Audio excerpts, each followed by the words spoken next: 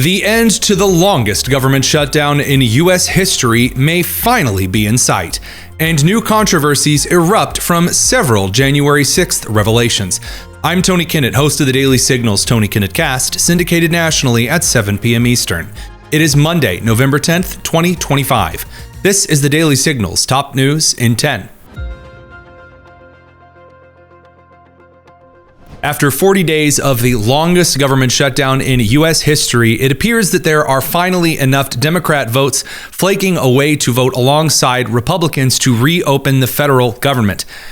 According to Politico, quote, the agreement, which was negotiated in part by Senators Angus King, Jeanne Shaheen, and Maggie Hassan, as well as Republican senators, has more than enough members of the Senate Democratic caucus to advance, according to two people granted anonymity to disclose the terms. After a test vote last night on the floor of the Senate, a new continuing resolution does a couple of things differently. First of all of the federal officials who would have been fired or laid off since October 1st would be brought back into the federal government and given their job and back pay. And according to several sources, a handshake deal that would allow the Democrats' Obamacare subsidies to be voted on in December separately. This new continuing resolution would fund the government through January 30th, and after passing the Senate, would go over to the House for its second vote. This might come not a moment too soon, as Secretary of Transportation Sean Duffy told CNN's State of the Union Jake Tapper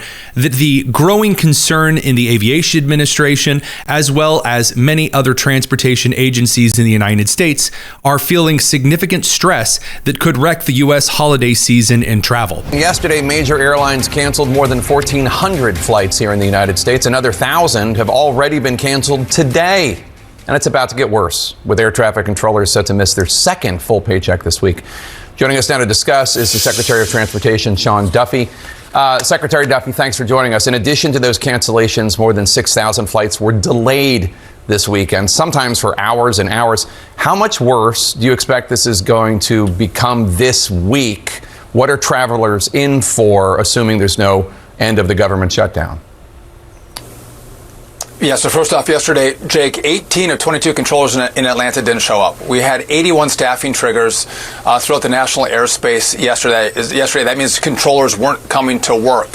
To answer your question, it's only going to get worse. I look to, the 2 weeks before Thanksgiving, you're going to see air travel be reduced to a trickle. We have a number of people who want to get home for the holidays. They want to see their family. They want to celebrate this great American holiday. Listen, many of them are not going to be able to get on an airplane, because there are not going to be that many flights that fly if this thing doesn't open back up. We have controllers who, again, are making decisions to feed their families as opposed to come to towers or TRACONs or centers and do their jobs. And I want them to come to work. The problem is they're confronted with real economic problems. The answer is vote to open up the government and then have your debates, have your conversation. I think that's the best way and the best approach to get America back operational. Many on the left, whose hardline on this particular shutdown was gaining Obamacare subsidies through the Affordable Care Act and the federal government assistance programs, have already come out to slam this particular possible shutdown deal. That including DNC Vice Chair Representative Malcolm Kenyatta saying, quote, any deal that ends with Dems just getting a pinky promise in reference to the proposed Obamacare subsidy vote in December, in return, is a mistake. The American people are suffering because Republicans refuse to stop healthcare costs from skyrocketing. An agreement that doesn't fix that reality falls massively short, end quote. As a quick fact check, the Obamacare program was pushed by Democrat President Barack Obama, passed by the Democrat Congress, and was fully funded through this continuing resolution. Additional subsidies that were put forward as a COVID stopgap measure, also through the Biden administration, were being allowed to sunset, a sunset that Democrats at the time had voted for and continued through several continuing resolutions. The Senate reaching a 60-vote deal at this time would also end some of the speculation regarding the nuclear option, in which the Senate would eliminate the filibuster, allowing things to be passed by a simple majority vote of 51. This is a measure that the President of the United States had taken, as well as more populist members of the Republican side, like Senator Josh Hawley had said. Played a role in the election? Listen, I'm not a voter in those states, but here's what I do know is the shutdown needs to end. And in my state, I could just tell you, it is really hurting real people. This is why I've offered a bill to pay those SNAP benefits, because people need the assistance, 42 million people. I mean, this is becoming a humanitarian crisis, and I think we have got to end this ASAP. But sorry. This measure had heretofore been promoted by Democrats who were looking forward to submitting an end to the filibuster so that perhaps Supreme Court justice seats could be added and states added to the union. Echoing that support for ending the filibuster came again this weekend on This Week's ABC, where Senator Adam Schiff reaffirmed this to George Stephanopoulos.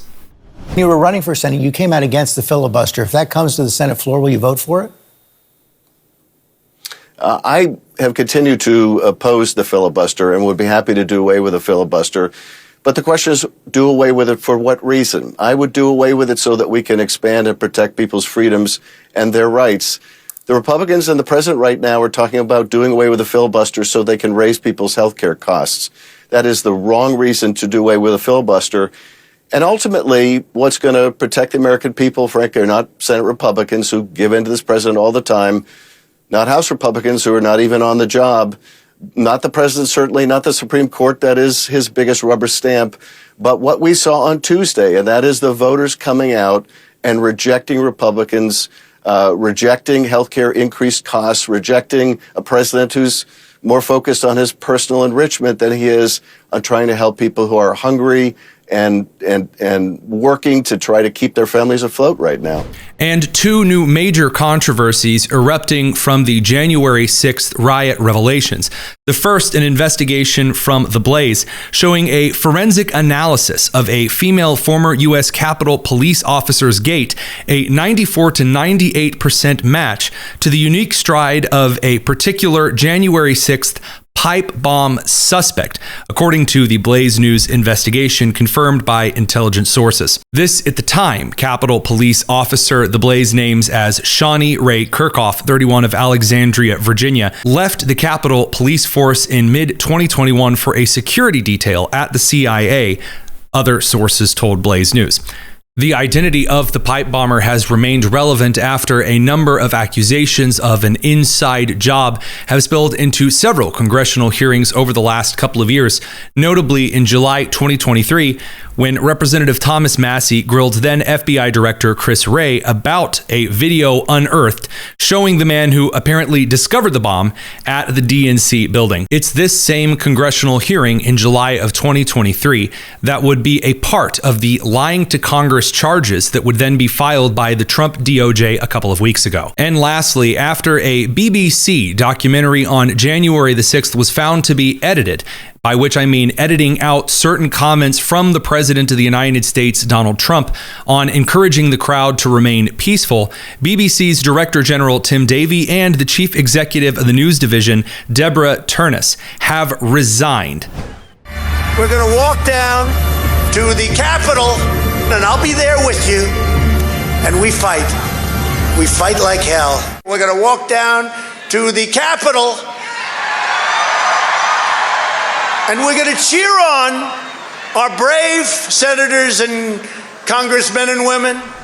The malicious edit of the president's speech was discovered by The Telegraph and published on November 3rd.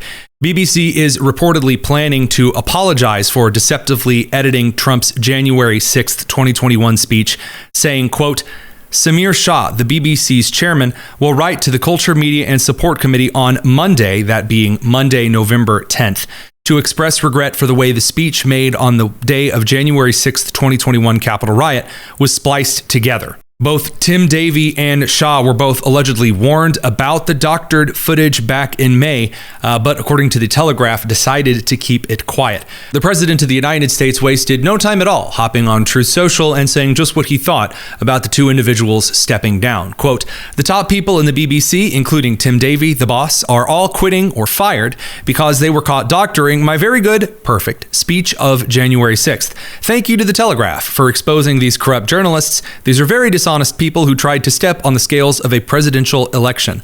On top of everything else, they are from a foreign country, one that many consider our number one ally. What a terrible thing for democracy. Before you go, head down to the description and make sure you're subscribed to the Tony Kinnett Cast. And join us tonight at 7 p.m. Eastern for a roundup of the day's news and nonsense. I'm Tony Kinnett, and this has been the Daily Signal's top news in 10. Take care.